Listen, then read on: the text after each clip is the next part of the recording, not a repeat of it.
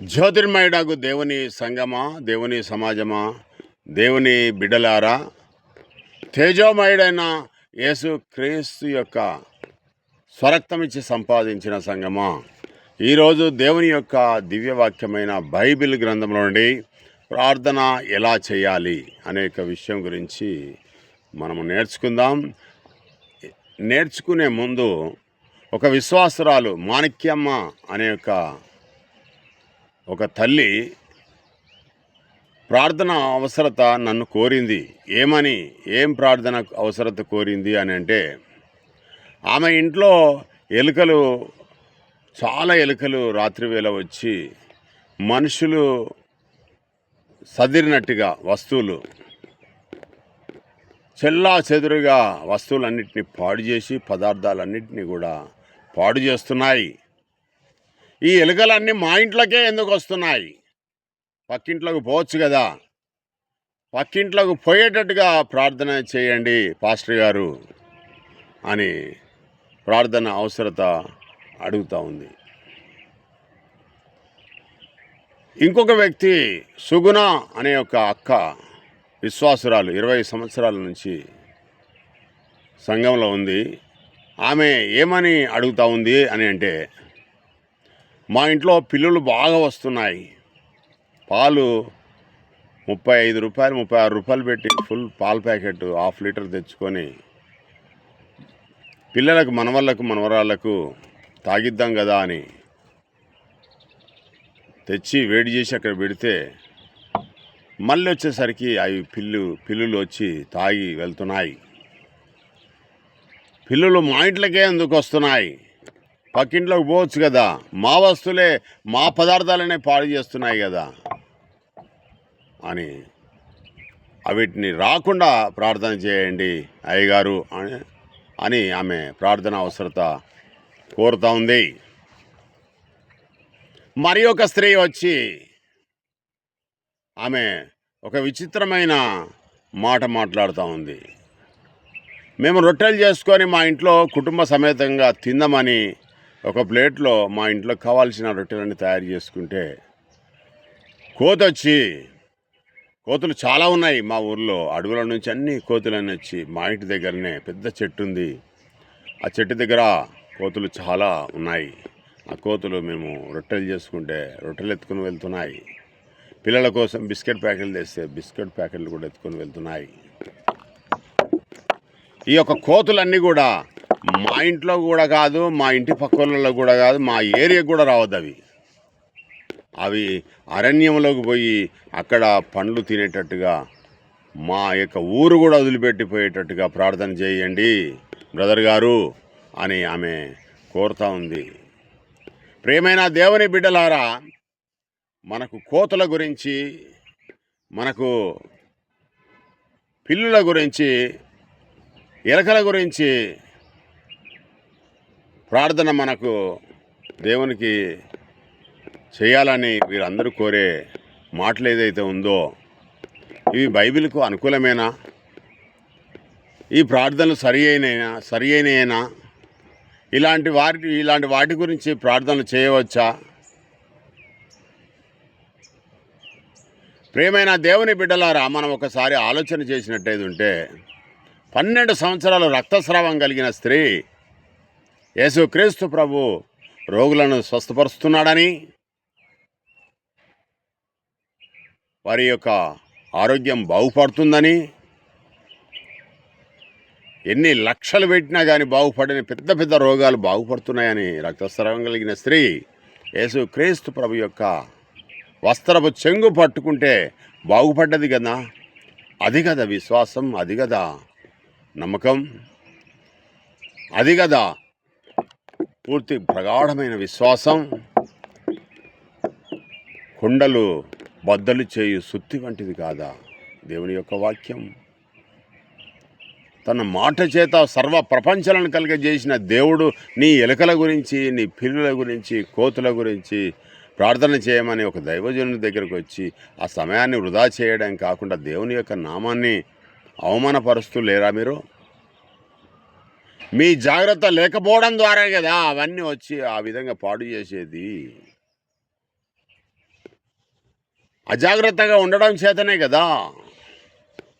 ఆలోచన చేయండి ప్రియమైన దేవుని బిడ్డలారా, ఏ విధంగా ప్రార్థన చేయాలి. ఏలియా గారు ప్రార్థన చేశాడు ఏమని? తండ్రి, వీరందరూ కూడా నిన్ను మర్చి లోకానుసారమైన దేవతలకు ఆరాధిస్తూ ఉన్నారు. ఇక్కడ 2 బలిపీఠాలు కట్టబడ్డాయి. నీ సెలవు చేతనే ఈ ఒక కార్యక్రమం జరుగుతూ ఉన్నది. నీవు దేవుడవనియో, నీవు నిజంగా ఉన్నావనియో, మమ్మల్ని అందరినీ కూడా కాపాడుతున్నవనియో, నీవే గొప్ప దేవుడవనియో ఈ ప్రజల ఎదుట తెలియజేయండి అని దేవుని ప్రార్థన చేస్తే ఆకాశం నుంచి అగ్ని వచ్చి ఆ యొక్క దహన బలి పశువును, కట్టెలను, ఆ రాళ్లను, ఆ యొక్క నీళ్లను బుగ్గి చేసి పౌడర్గా మారిపోయింది ఏలియా చేసిన ప్రార్థనతో. ప్రియమైన దేవుని బిడ్డలారా, ఏమి నేర్చుకుంటున్నాం మనం? ప్రార్థన దేనికి అవసరము? దేవుడు పాపుల మనవిని ఆలకింపడని మీకు తెలియదా? పుట్టు గుడ్డివారిని కూడా బాగు చేశాడు. విశ్వాసం ఉంటే యేసుక్రీస్తు ప్రభు నిన్ను నన్ను కూడా పూర్తి విశ్వాసం, బండలాంటి విశ్వాసం, కొండలాంటి విశ్వాసము ఉంటే ఖచ్చితంగా నీ విశ్వాసము నిన్ను రక్షిస్తుంది. విశ్వాస సహితమైన ప్రార్థన రోగిని స్వస్థపరచును అని యాకోబు పత్రికలో ఉన్న మాట మీరు గమనించట్లేదా? మీకు విశ్వాసం ఉందా? ప్రియమైన దేవుని బిడ్డలారా, ప్రార్థన ఏ విధంగా చేయాలి? యేసుక్రీస్తు ప్రభు రెండవసారి వచ్చినప్పుడు 24 పెద్దల ముందు ఆయన ఈనాడు పరలోకంలో ఉన్నాడు. ఆ యొక్క గ్రంథాన్ని యేసుక్రీస్తు ప్రభు రెండవ రాకట్లో వచ్చేటప్పుడు ఇప్పుతాడు. ఇప్పినప్పుడు ఆ యొక్క గొర్రెపిల్ల రక్తం చేత కడగబడిన ఈ భూలోకంలో ఉన్న వాళ్ళందరూ కూడా ఆ రాజ్యంలో చేర్చబడిన తర్వాత పరలోకంలో ఉన్న సర్వ సమూహము సంతోషపడుతుంది. ఆ రాజ్యంలో ఉన్న సభ్యులలో సభ్యత్వం కొరకు ప్రార్థన చేయాలి. ఆ రాజ్యం కొరకు నువ్వు పూర్తి విశ్వాసంతో నువ్వు బ్రతుకున్న కాలంలో నిత్య జీవం గురించి, ఆ పంట కోసేదాని గురించి నువ్వు విశ్వాసం ఉంచాలి. బలంగా నిలబడాలి. నీ రక్షణను కాపాడుకోవాలి. నీ విశ్వాసాన్ని తుదముట్టించాలి. ప్రకటన గ్రంథం 5వ అధ్యాయం 9, 10 వచనాలలో దేవుని యొక్క రాజ్య సంబంధులుగా ఎవరైతే ఆ యొక్క యేసుక్రీస్తుతో పాటు ఎవరైతే రాజ్య పరిపాలన చేస్తారో యేసుక్రీస్తు ప్రభును వారు గొప్ప చేసుకుంటూ అక్కడున్న దూతలు కొత్త పాట పాడుతారు. ఆయన రాజ్యం గురించి ఎదురు చూసేవారు వారు చేసే ప్రార్థన ప్రతిఫలాన్ని ఇస్తుంది అని బైబిల్ గ్రంథం తెలియజేస్తూ ఉన్నది.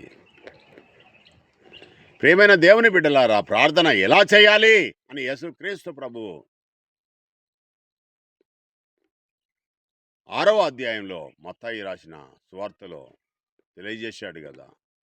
నీవు నీ యొక్క శుభ్రంగా, పవిత్రంగా, పరిశుద్ధంగా, నీ పూర్ణ హృదయంతో, నీ పూర్ణాత్మతో, నీ పూర్ణ బలంతో నీవు దేవుణ్ణి ఆరాధించే ఒక అర్హత కలిగిన వాడివైతే నువ్వు నీ యొక్క గదిలోనికి వెళ్ళి తలుపు వేసుకొని రహస్యమందున్న తండ్రికి నీ యొక్క ప్రార్థన వినతులు సమర్పించు. అప్పుడు నీ ప్రార్థనకు జవాబు తండ్రి అయిన దేవుడు ఎవ్వరిని గద్దింపక అందరికీ ధారాళంగా దయచేసేవాడు. సర్వ సృష్టిని కలగజేసిన దేవుడు నీకు మేలు కలగజేయడా? నీ ప్రార్థనకు జవాబు ఇయ్యడా? ఓ కుమారి, ఓ కుమారుడా, నీకు సమాధానం రావాలంటే నీ విశ్వాసాన్ని కొనసాగించాలి. నీ రక్షణను కాపాడుకోవాలి. నిన్ను వల్ల నీ పొరుగు వాని ప్రేమించాలి. నీ తండ్రి అయిన దేవుడు ఇచ్చిన ఆజ్ఞలు ఏమైతే ఉన్నాయో క్రీస్తు నోటి నుంచి వచ్చిన ప్రతి ఒక్క మాట నీ జీవితంలో నెరవేర్చాలి. క్రీస్తును సురక్షకుడిగా అంగీకరించాలి. దేవుని కుమారుడని ఒప్పుకోవాలి. యేసుక్రీస్తు రెండవసారి వస్తాడని నమ్మకం ఉంచుకొని నిరీక్షణతో ఎదురు చూడాలి. విశ్వాసంలో నీ యొక్క రక్షణను కాపాడుకుంటూ నీ జీవితం అంతా కూడా దేవునిలో క్రొవ్వొత్తిలాగా కరగాలి. యేసుక్రీస్తు ప్రభు తన జీవితంలో 33.5 సంవత్సరాల వయసులో యవ్వన ప్రాయంలో దేవుని యొక్క సేవ చేసి దేవుని చేత గొప్ప చేయబడి తన కుడి పార్శ్వమున కూర్చున్నాడా లేదా ఒకసారి పరిశీలన చేయండి.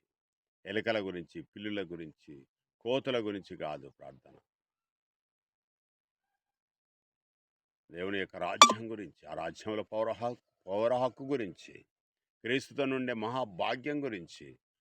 నీ యొక్క దేహంలో నీ ప్రాణం ఉన్నప్పుడే, నీ ఆత్మ ఉన్నప్పుడే, నీ ఆత్మ యెహోవా పెట్టిన దీపం గనుక అది రక్షించబడే గుంపులో ఉండాలంటే ఒక కొత్త పాట ఆ యొక్క దూతలు పాడేటప్పుడు అవి వినాలంటే దేవునికి స్తోత్రం, దేవునికి స్తుతి మహిమ చెప్తా ఉంటే మీరు వినాలి.